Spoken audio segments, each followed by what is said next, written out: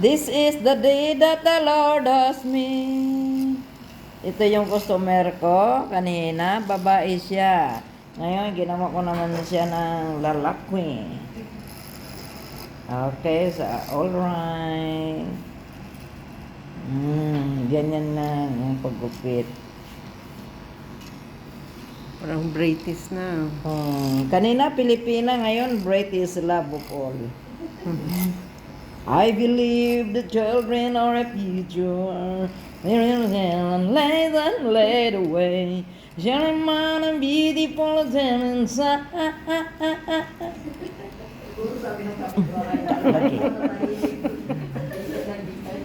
Wow, kanina siya is 43. Ngayon, ginawa ko na siya ng 23. Ano? Naka-minus ka na ng 20 ah. No?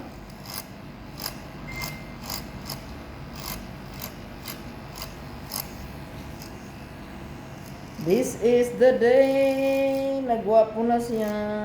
Sa imangalan, sige na kung gupitan niyo. Kapag sa imangalan. Ano, alam yun. Sige na, di man ako nitarungon karon. Ano pangalan mo? Ha?